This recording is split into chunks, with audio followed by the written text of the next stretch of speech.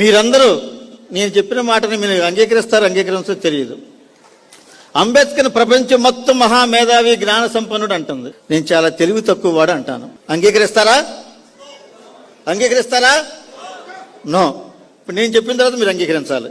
No అన్న వాళ్ళందరూ కూడాను మీ పిల్లవాడు ఒక 10th చదివితేనో, డిగ్రీ చదివితేనో, లేదా పీజీ కోర్స్ చేస్తేనో, ఉద్యోగం చేయకుండా దేశభక్తి అంటూ తిరిగితే ఏం చేస్తారు? మీరు ఏం చేస్తారు? ఏమని తిడతారా? పిల్లవాడిని చదివిన చదువు మానేసి ఉద్యోగాలు చేయకుండా, డబ్బులు సంపాదించకుండా, భార్యను పోషించకుండా, పిల్లల్ని పోషించకుండా దేశం కోసం తిరుగుతుంటే, ఇల్లు వదిలిపెట్టి తిరుగుతుంటే మీ పిల్లవాడిని మీరేమంటారు?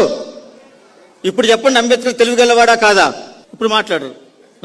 నాకు తెలుసు అంబేద్కర్ ఈ విషయంలో ఇంటెలిజెంట్ కాదు. మనలాగా ఇంటెలిజెంట్ అయితే ప్రపంచంలో అన్ని విగ్రహాలు ఉండేవి కదా ఆయనకి. అది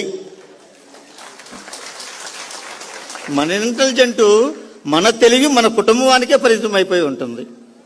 ఆయన ఒక ఆదర్శ పురుషుడు కాబట్టి, మహానుభావుడు కాబట్టి, యుగకర్త కాబట్టి ఆయనకి ఈ ప్రపంచమే సంతానం, తన బిడ్డల సంతానం కాదు. నిజానికి అంబేద్కర్ గారు చదివిన చదువుకి ఆ రోజుల్లో భారతదేశంలో ఉద్యోగాలు లేవు. భారతదేశంలో ఉద్యోగాలు లేవు. అంబేద్కర్ గారు చదివిన రోజుల్లో కాలేజీ లెక్చరర్కి 24 రూపాయల జీతం, హై స్కూల్ హెడ్ మాస్టర్కి 17 రూపాయల జీతం.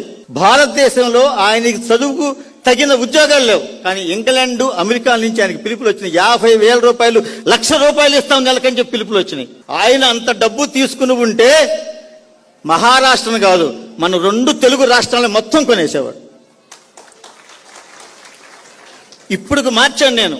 ఇప్పుడుకు మారిస్తే ఆ విలువ లక్షల కోట్లు అవుతుంది. అక్కడ కూర్చున్న భీమారావు అంబేద్కర్ వారి ముది మనవడో పోతా ఆయన ఈ సభలకి ప్రత్యేకంగా ఫ్లైట్ వేసుకొచ్చేవాడు. ఆ డబ్బంతా అంబేద్కర్ సంపాదించి కూడబెడితే బిల్ గేట్స్లు, అదానీలు, అంబానీలు అంబేద్కర్ గోటి కింద కూడా సరిపోయేవాళ్ళు కాదు. జై భీమ్. కానీ అంబేద్కర్ సంపాదించుకున్న సంపద భారతదేశ చరిత్రలో సువర్ణాధ్యాయంగా మిగిలిపోతుంది.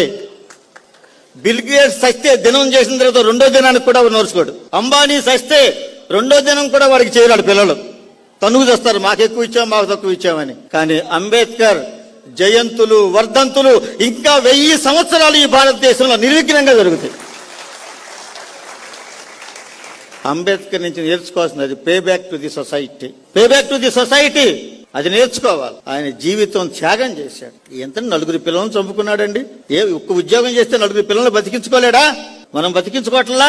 మనం తినే ప్రతి మెతుకు మీద మిత్రులారా చాలా జాగ్రత్తగా వినండి. ఈ రోజున భారతదేశంలో ఉన్న మహిళలు, దిగువ కులాల వారు, బీసీలు, ఎస్సీలు, ఎస్టీలు వీరందరూ తినే ప్రతి మెతుకు మీద అంబేద్కర్ 4 పిల్లల పేర్లు ఉంటాయి.